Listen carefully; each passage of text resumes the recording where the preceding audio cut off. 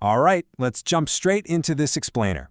We're tackling a massive, fundamental disconnect in modern finance today, why making money doesn't always equal feeling secure. Listen, we've all been there, right? You look at your accounts, wonder where on earth it all went, and you feel stressed even when you're seemingly doing everything right.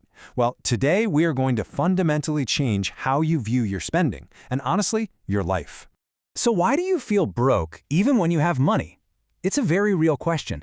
Tons of people experience severe cost of living anxiety regardless of their income. They feel like they're just constantly trapped in this financial matrix. You could be a high earner and still get that familiar, awful knot of anxiety in your stomach whenever the topic of money comes up.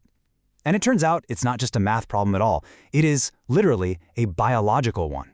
And that brings us to what we call survival mode. This is a deeply ingrained evolutionary threat detection state. When your nervous system gets stuck in survival mode, it essentially treats your bank balance like a physical predator, causing you to make totally fear-based decisions. Our ancestors, they reacted to tigers. Today, we react to abstract things like fluctuating stock indexes, high interest rates, and tight checking accounts, which traps us in a loop of pure financial panic. To fix this, we're going to walk through a quick 5-step framework in our explainer today: escaping the money matrix, moving beyond the traditional expense audit, unpacking the value matrix, fixing a leaky budget, and finally reclaiming your vitality. Step 1. Escaping the money matrix. Mind before money. We have to address the underlying psychology first. We must regulate our nervous system to shift from a scarcity-driven survival mode into a vital, abundance-oriented reality. See, a scarcity mindset causes something called tunneling, where you can literally only focus on immediate threats. It brings massive cognitive load and actual physical stress. Contrast that with an abundance profile, which features a calm nervous system and high cognitive bandwidth.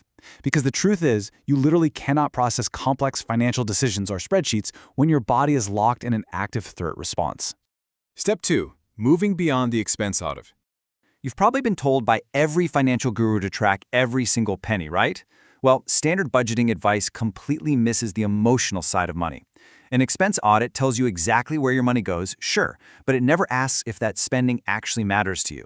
Just tracking numbers can honestly increase your cognitive load and stress if you aren't filtering those expenses through the lens of personal fulfillment.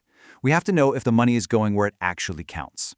But before we get to the fun part, we do have to categorize our required expenses just to see what we actually have control over.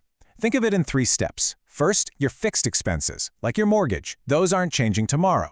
Second, are reviewable expenses, like your home or auto insurance, where you definitely want to shop around for better rates occasionally.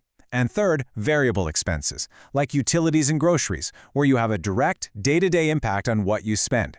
Separating out these baseline required expenses is incredibly freeing.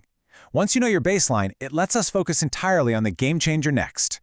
Step 3. The value matrix explained. This is all about our discretionary spending. Okay, this is absolutely crucial, the 4-quadrant value matrix. This is your tool to map every single discretionary dollar you spend on 2 super simple axes. The y-axis is how much joy an item brings you, and the x-axis is how much it costs. Let's break it down.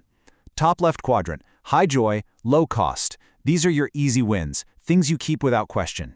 Top right, high joy, high cost. You value these deeply, but because they're expensive, your goal is to trim or optimize them. You keep the joy, but lower the expense.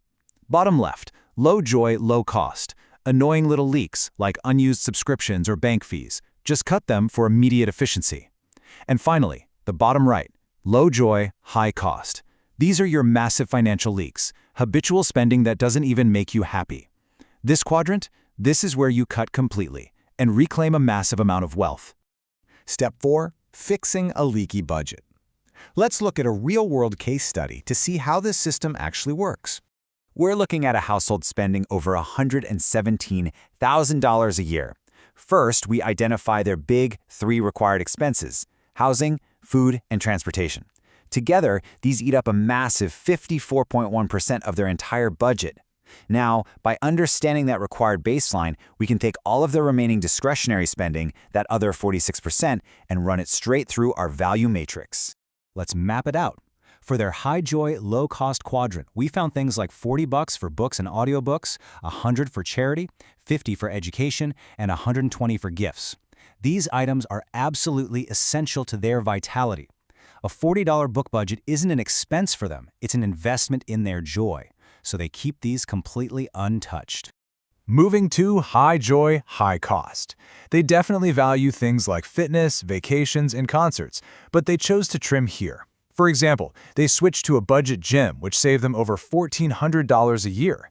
Because, let's be real, the heavy metal weights at the cheap gym lift exactly the same as the ones at the luxury club.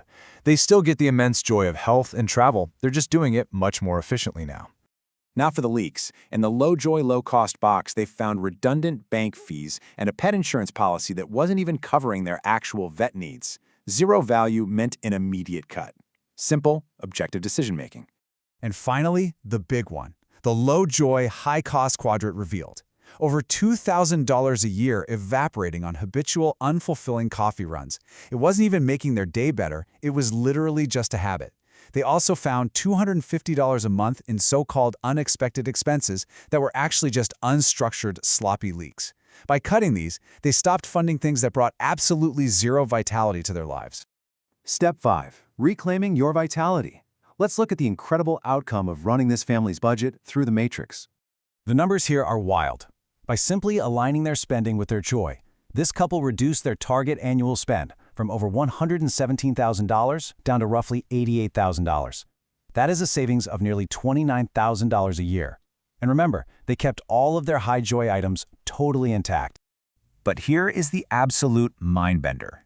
Because the math behind achieving financial independence relies on multiplying your annual spending, needing $29,000 less per year means the total portfolio amount they need to retire dropped by a staggering $717,000. Just by cutting low-joy spending, they shaved almost $750,000 off their ultimate retirement target. No way, right? It's huge. The folks over at Choose FI hit the nail on the head when they said, personal finance is personal. Your value matrix does not need to look like someone else's. What's so beautiful about this tool is that it's entirely subjective. You get to decide what goes in that high joy quadrant, which completely removes the feeling of deprivation. If a daily $5 latte truly brings you immense, unparalleled joy, put it in the high joy quadrant and enjoy every single sip guilt-free. The system empowers you to spend boldly on what you love and cut mercilessly on what you don't. So, as we wrap up this explainer, I have a challenge for you. Pull up your bank statement this week and ask yourself this single matrix-breaking question. Does your spending actually bring you joy? Try plotting your last 10 purchases on the value matrix. Are you actively funding your vitality, or are you just leaking your hard-earned wealth into the shadows? It's time to take back control and start optimizing for joy today.